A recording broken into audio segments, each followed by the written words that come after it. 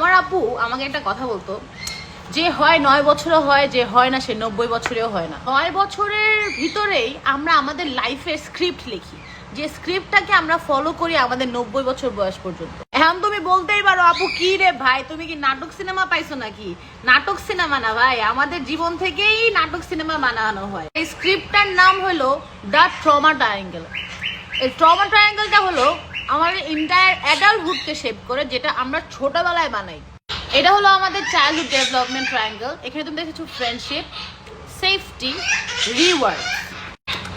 As an adult আমরা কেমন ব্যবহার করব, আমরা আমাদের পার্সোনালিটি কেমন হবে, এই যে 3টা ভাগে আমরা ছোটবেলায় শিখি। ধরো প্রথমে আসে হলো সেফটি, যে ছোটবেলায় কি কি করলে আর কি কি না করলে আমরা সেফ ফিল করতাম।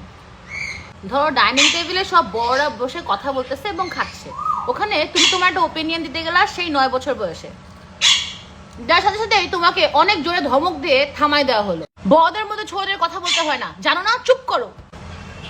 এই ব্যাপারটা তোমার কাছে খুব স্বাভাবিক মনে হতে পারে, কিন্তু স্বাভাবিক না।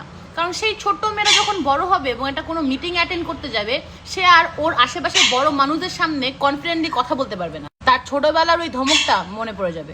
আমার ভয়েস উঁচু করা যাবে না, আমার চুপ থাকতে হবে to be safe. To be safe আমার ওপিনিয়ন আমার নিজের মধ্যেই রাখতে হবে। আমি যদি বাইরে আমার ওপিনিয়ন দিতে চাই বা আমার মতামত জানাতে চাই, এটাতে আমার বিপদ হতে পারে। এরপর আসতেছে হলো রিওয়ার্ড, কি কি ব্যবহার করলে আমরা মা বাপের কাছ থেকে, আশেপাশের মানুষের কাছ থেকে রিওয়ার্ডস পাচ্ছি, আর কি কি ব্যবহার করলে রিওয়ার্ডস পাচ্ছি না, ওগুলোও আমাদের মাইন্ড নোট করে রাখে। ছোটবেলায় যে বাচ্চাগুলো একটু কম কথা বলে, শান্তশিষ্ট থাকে, আউটগোয়িং কম হয়, খেলতে যেতে চায় না, দুষ্টামি করে না, ওগুলাকেই বলা হয় ভালো, এবং ওদেরকে রিওয়ার্ড দেওয়া হয়, চকলেট দেওয়া হয়, লক্ষ্মী বাচ্চা বলা হয়। যে বাচ্চাটাকে ছোটবেলায় লক্ষ্মী বাচ্চা বলা হতো, বড় হওয়ার পরই বাচ্চাটাকেই বলা হয় যে ব্রয়লার মুরগি।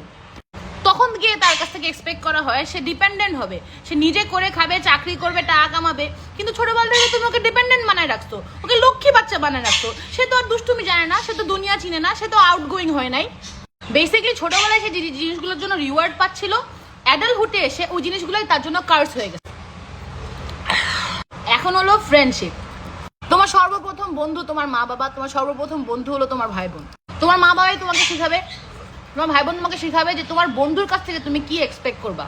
ধরো তুমি তোমার মাকে বিশ্বাস করে কিছু একটা বললা, রাতে গিয়ে দেখলে তোমার বাবাকে বলে দিল, আর বাপ কি করলো, রাত্রেবেলায় এসে রাগে মেগে চাকরির টেনশনে তোমার দিল মাইর।